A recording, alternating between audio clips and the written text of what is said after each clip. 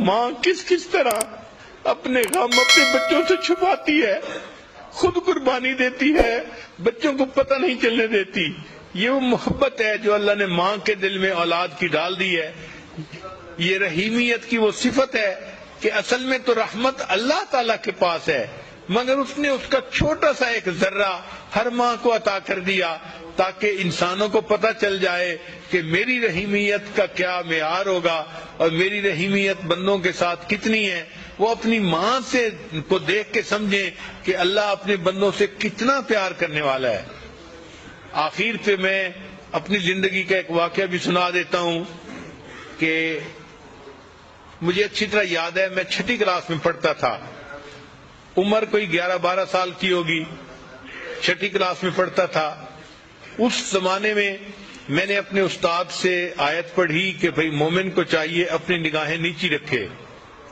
تو مجھے اپنی نگاہیں نیچی رکھنے کا یعنی عادت ہو گئی، اور چونکہ مجھے اتنی تربیت نہیں تھی اس لیے میں ذرا سخت مزاج کا بندہ تھا. چلتا تھا تو اس طرح نیچے دیکھتا تھا کہ جیسے کسی بندے کی کوئی چیز گر گئی ہے اور وہ اس کو ڈھونڈتا پھر رہا ہے. بلکہ میری عمر کے لڑکے ہنستے بھی تھے، باتیں بھی کرتے تھے، مگر میں ان کی کوئی پرواہ نہیں کرتا تھا کہ بھئی جب شریعت نے کہا ہے کہ نیچے دیکھ کے چلو تو نیچے دیکھنا چاہیے.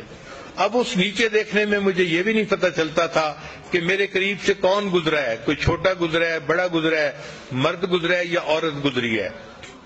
اب اس میں یہ ہوتا کہ کبھی کبھی محلے کی چند آنٹیاں جو میری والدہ کی دوست تھیں وہ کبھی کبھی قریب سے گزرتی تو مجھے پتہ بھی نہ چلتا کہ وہ قریب سے گزری ہیں یا نہیں. تو وہ میری والدہ کو شکایت لگایا کرتی تھیں کہ آپ کا بیٹا تو ہمیں سلام بھی نہیں کرتا. چنانچہ ایک دن میں بیٹھا کتاب پڑھ رہا تھا کہ ایک آنٹی والدہ کے پاس آئی اور اس نے آ کے یہی کہا کہ آپ کا بیٹا تو مجھے سلام بھی نہیں کرتا. تو والدہ نے مجھے بلایا. امی اس وقت روٹیاں بنا رہی تھی اور امی مجھے کہنے لگی کہ بیٹا تم اپنی آنٹی کو سلام بھی نہیں کرتے، تم اتنے زیادہ بے مروت کیوں بن گئے ہو. اب میں نے غصے کا اظہار کیا، امی مجھے کیا پتا، آپ اس آنٹی سے یہ پوچھیں کیا میں نے اس کی طرف دیکھا تھا اوپر آنکھ اٹھا کے. تو آنٹی نے فوراً کہا کہ نہیں اس نے اوپر تو نہیں دیکھا تھا.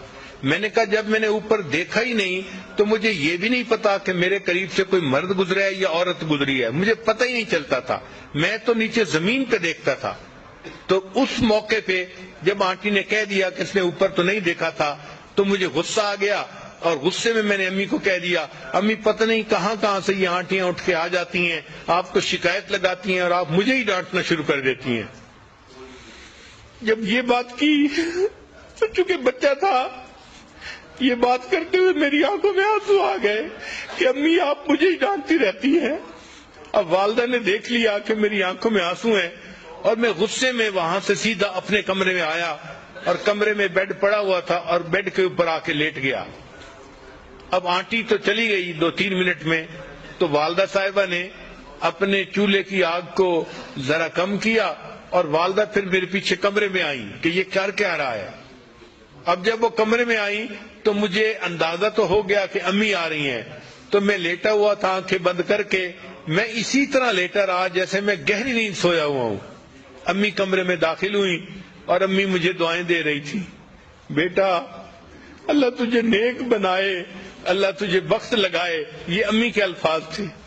اور امی کو اصل میں فکر یہ تھی کہ یہ رویا تھا اور اب کر کیا رہا ہے. تو میں سویا ہوا تھا، امی ریلیکس ہو گئی کہ چلو آگے سو گیا ہے، تو امی نے یہ دعائیں دی میرا بیٹا اللہ تجھے بخت لگائے، اللہ تجھے نیک بنائے. پھر اس کے بعد امی پاؤں کی طرف آئیں اور انہوں نے بہت آہستگی کے ساتھ پاؤں کو بوسہ دیا.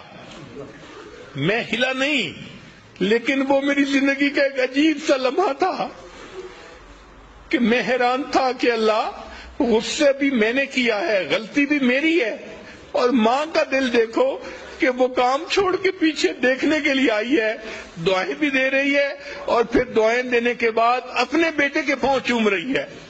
جب ماں چلی گئی تو میں نے اپنے دل میں اللہ سے دعائیں مانگنی شروع کی، اے اللہ قرآن میں تو میں نے استاد سے پڑھا تھا وَلَا تَقُل لَّهُمَا اُف، ان کے سامنے اف بھی نہیں کرنا، اور میں نے تو اپنی امی کے سامنے تیوری چڑھائی اور غصے میں آ کے بات کی، اللہ تم میرے اس گناہ کو معاف کر دے۔